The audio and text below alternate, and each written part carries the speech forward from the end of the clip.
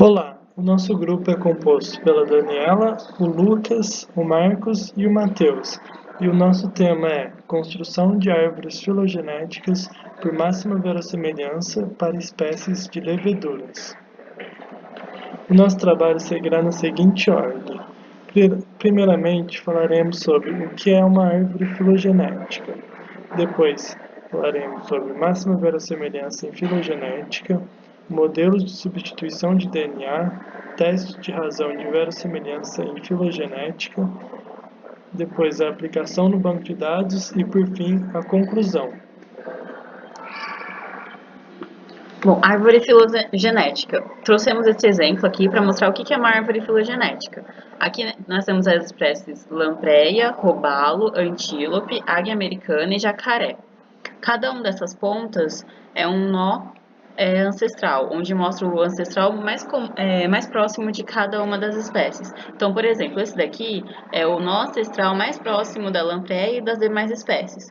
Aí aqui, por exemplo, significa que houve algum tipo de mutação ou alguma coisa mudou e aí surgiram mandíbulas. E a partir daí surgiu um novo ancestral em comum.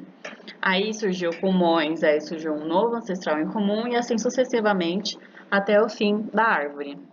Bom, dado que estamos fazendo uso de máxima verossimilhança, nosso problema se reduz a computar a probabilidade de um conjunto particular de sequências de uma dada árvore e maximizar essa probabilidade sobre todas as árvores filogenéticas. Para calcular a probabilidade de obter um conjunto de sequências nas folhas de uma árvore, as probabilidades de transição P de x e y precisam ser especificadas, ou seja, precisamos especificar a probabilidade de mudar de um nucleotídeo para outro em um intervalo de tempo de cada ramo da árvore.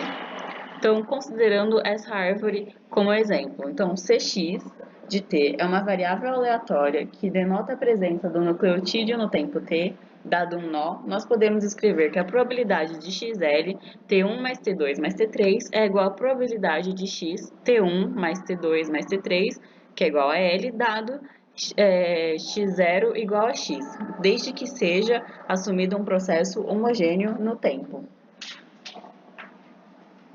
A gente tem que a probabilidade de x de t1 mais t2 é igual a z, dado que x de t1 é igual a y, que é igual à probabilidade de x de t2 é igual a z, dado que x0 é igual a y, que é igual a p de yz. Além disso, dado x, y e z no nó ancestral e dois outros nós internos, a probabilidade de observar I, J, K e L nas pontas da árvore é igual à probabilidade de xl, T1 mais T2 mais T3, probabilidade de XY T1, probabilidade de YK T2 mais T3, probabilidade de YZ T2, probabilidade de ZI T3 e probabilidade de ZJ é T3.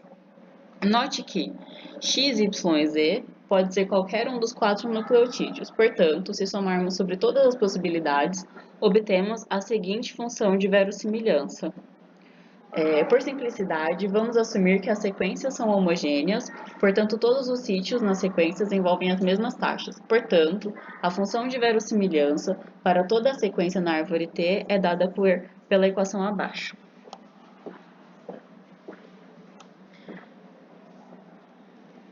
Modelos de substituição de DNA.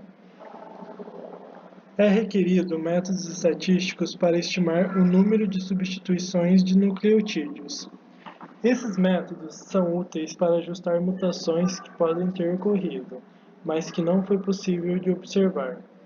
O modelo mais simples de substituição de DNA, Jukes e Cantor, assume que as bases de frequência são iguais, πA igual a πC igual a πG igual a πT, e as taxas de transição são todas iguais, R1 igual a R2 até igual a R12. O modelo geral de substituição de DNA pode ser escrito pela matriz Q da seguinte forma, onde Q e J representa a taxa de transição do nucleotídeo I para o nucleotídeo J. Por exemplo, R2 πC fornece a taxa de transição de A para C. Testes de razão de máxima verossimilhança em filogenética. Os métodos de máxima verossimilhança podem estimar a árvore correta com alta probabilidade. A vantagem de fazer suposições explícitas sobre a evolução do processo é que se pode comparar modelos alternativos de evolução em um contexto de estatística. Uma forma para comparar os diferentes modelos de substituição é o teste da razão de verossimilhança, seja L0 a probabilidade sobre a hipótese nula e L1 a probabilidade dos mesmos dados sobre a hipótese alternativa, conforme podemos ver pela fórmula. Quando modelos alinhados são considerados, ou seja, a hipótese nula é um subconjunto ou um caso especial da hipótese alternativa, a razão lambda menor que 1 e menos 2 log de lambda é assintoticamente uma Q quadrada distribuído sobre a hipótese nula com Q graus de liberdade, onde Q é a diferença no número de parâmetros livres entre o geral, a hipótese entre o geral, a alternativa e as hipóteses restritas, nulas. Aplicação no banco de dados. A árvore evolutiva foi inferida usando o método de máxima verossimilhança, baseado no modelo Felsenstein de 1981, denotado aqui por F81. A árvore inicial foi obtida aplicando o método de máxima parcimônia. Foi ajustado Jukes e Cantor e F81 para os modelos de substituição. E então foi feito o teste de razão de máxima verossimilhança, como critério de seleção de melhor modelo, nos levando a concluir que o modelo F81 se ajusta melhor aos dados com as suposições de base de frequências diferentes e as taxas de transição iguais. A árvore com maior log máxima verossimilhança vocês podem ver aqui.